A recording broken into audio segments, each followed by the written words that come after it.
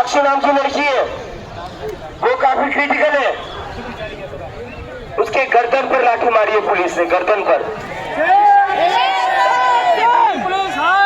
उसको गर्दन पर लाठी मारते हुए नीचे गिरी। उसके बाद भी पुलिस ने रोकी नहीं, पुलिस ने लाठी चलाना शुरू रखा। उसके बाद स्टैम्पीड हो गया, साक्षी के ऊपर और 4-5 लोग गिर गए, स्टैम्पीड हो गया। उसके वजह से उसकी आर्टरीज ब्लॉक हो गई है। और जब मैंने एनिमल को बैठ जाओ, उसके बाद जब मैं एनिमल हॉस्पिटल के डॉक्टर से पूछ रहा था कि मेडिकल ब्रीफिंग क्या है, डॉक्टर मेडिकल ब्रीफिंग देने से मना कर रहे थे। क्यों मेडिकल ब्रीफिंग नहीं दे पा रहे हो? एक तरफ पुलिस जानवरों जैसा पीट रही है बच्चों को, और दूसरी तरफ डॉक्टर सच्चाई नहीं बता रहे। जो भी ये करेगा इन सबको कोर्ट घसीटेंगे, किसी को भी छोड़ेंगे नहीं हम, किसी को भी छोड़ेंगे नहीं हम। और मुझे एक बात मैं कहना चाहता हूँ, कल जो हुआ उसके बाद नरेंद्र मोदी प्रधानमंत्री कहलाने के लायक नहीं है।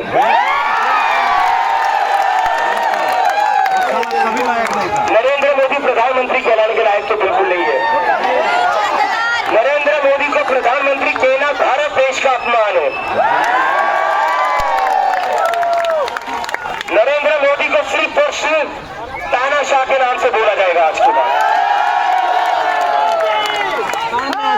और इन लोगों को नजर आते बच्चों पर लाठियां चला देंगे, उनको मारेंगे, पीटेंगे, सर फोड़ेंगे, तो उसके बाद बच्चे डरकर घर चले जाएंगे। इन लोगों को अगर मार्च रोकना होता तो ये वोटर कैनन गन से भी रोक सकते थे। इन्होंने वोटर कैनन गन यूज नहीं करी, इन्होंने टीयर गैस यूज करी, वो भी एक्सपायर डेट वाली। यहाँ जितने भी पुलिस वाले उनसे मैं पूछना चाहता हूँ, अपने घर पर भी अपने बच्चों के साथ यही सलूक करते हो क्या? तो और इतने घूसदिले लोग, इतने ज्यादा घूसदिले नेम टैग हटा कर आए थे। अरे दम है तो अपने नाम तो रखते।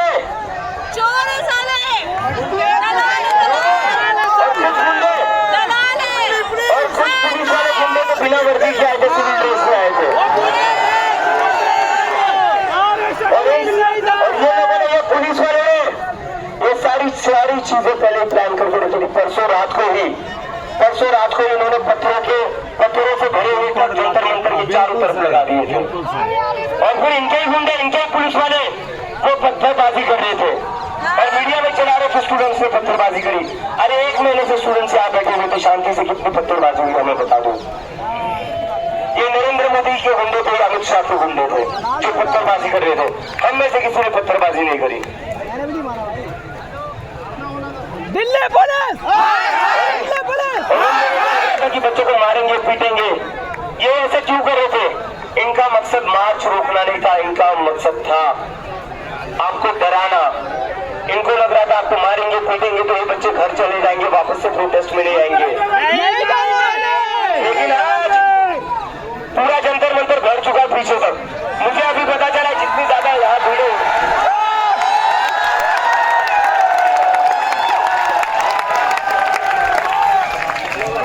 मुझे आज पता चला जितनी भीड़ यहाँ है उससे ज्यादा भीड़ बाहर बैठी है।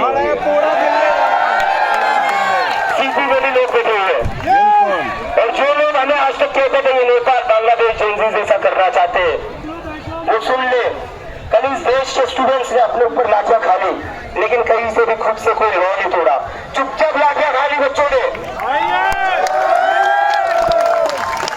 कितने पुलिस वाले थे? 500 होंगे, 1000 होंगे।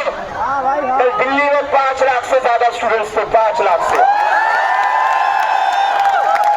उसके बाद भी मैं आप लोगों को सैल्यूट करता हूँ।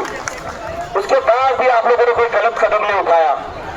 उसके बाद भी आप लोगों ने वही किया जो हमने डिसाइड किया था कि हम किसी भी तरीके से हाथ में उठाएंगे, शांतिपूर्ण तरीके से बैठे रहेंगे। और जब मैं यहाँ बैठ गया तो आप लोग भी बैठे रहे। मैं सैल्यूट करता हूँ आप लोगों को। इनका जो भी नेपाल बांग्लादेश वाला प्रोपेगेंडा चल रहा था वो कल आप एक दिन में धरा का धरा रह गया। कल 5 लाख बच्चे आ चुके थे, 5 लाख कम नहीं होते। संसद मार्च करना बहुत इजी था कल, लेकिन मेरे से देखा नहीं गया जिस तरीके से बच्चों को पीटा जा रहा था, मेरे से देखा नहीं गया। इन लोगों को तो आपकी की परवाह नहीं है।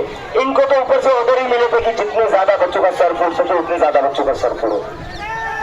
इनको तो ऑर्डर ही मिले थे जितने ज्यादा बच्चों का खून बह सके उतने ज्यादा बच्चों का खून बहाओ। लेकिन मेरे से वो ज्यादा देखा नहीं गया, मेरे से देखा नहीं जा रहा था, इसलिए मैं यही रुक गया। मैंने चाहता था और खून बहे, क्योंकि आपकी जान ज्यादा कीमती है। इनके लिए आपकी जान की कोई कीमत नहीं है, लेकिन हमारे लिए तो है। इसलिए मैं रुक गया, और मैं रुका इसका मतलब ये नहीं मैं पीछे हटा। कल जो हमारा मार्च होगा इसका मतलब ये नहीं हम पीछे हटे, इससे बड़ा आंदोलन करेंगे हम, इससे बड़ा आंदोलन करेंगे। कोई पीछे नहीं हटेगा, नहीं हटेगा ना? कोई हटेगा तो नहीं पीछे? तो नरेंद्र मोदी कान खोलकर सुन लो, लाठी तो बता दी आपने, उसके बाद भी हम पीछे नहीं हटे। अब भी वक्त है सुधर जाओ, अब भी वक्त अपना ईगो छोड़ दो, धर्मेंद्र प्रधान का इस्तीफा ले लो, क्योंकि अब जो देश है, अब देश धर्मेंद्र प्रधान का इस्तीफा नहीं चाहता, अब देश नरेंद्र मोदी का इस्तीफा चाहता है। अब ये देश नरेंद्र मोदी का इस्तीफा चाहता है। और जिस तरीके से कल बच्चों को पीटा, मासूम बच्चियों को पीटा इन्होंने, नरेंद्र मोदी आपका प्रधानमंत्री के तौर पर वक्त खत्म होने को आ रहा है। वो कहते हैं ना, तुझसे पहले जो शख्स यहाँ तक तो नशीन था, उसे भी अपने खुदा होने पर इतना ही यकीन था।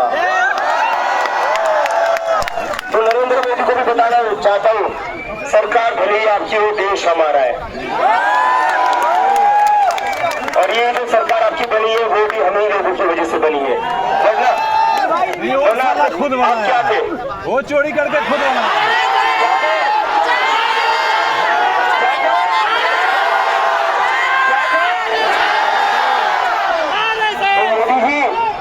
सुधर जाओ, वरना फिर से चाय की टपरी खोलनी पड़ेगी, फिर से चाय की टपरी खोलनी पड़ेगी।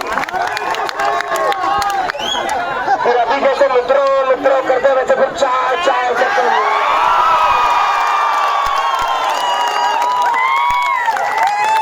और जितना अपने इस देश का काटा है ना, उसके बाद तो आपसे कोई चाय भी नहीं खरीदेगा।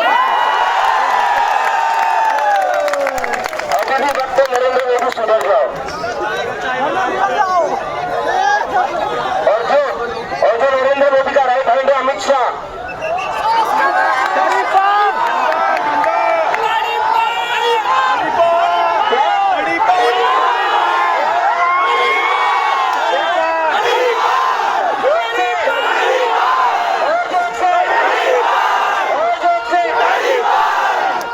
तो अमित शाह चल रहा है, अभी चल रहा है, बस आ रहा हूँ सकता हूँ। कौन है अमित शाह जी, आपके बच्चे को अपने किसी से ऐसा सेक्रेटरी अध्यक्ष बना दिया, उसकी तो कोई क्रेडिबिलिटी भी नहीं थी, उसमें तो कोई क्वालिफिकेशन भी नहीं थी। यहाँ पर इस प्रोग्रेस पर जो बच्चा बैठा हुआ है ना, वो आपसे और आपके बेटे से ज्यादा पढ़ा लिखा है। मेरा जोशा क्या करता? अगर अमित शाह होम मिनिस्टर बनते तो जोशा क्या करता? नरेंद्र मोदी की चाय की टपरी के बाजू में वो समोसे बेचता।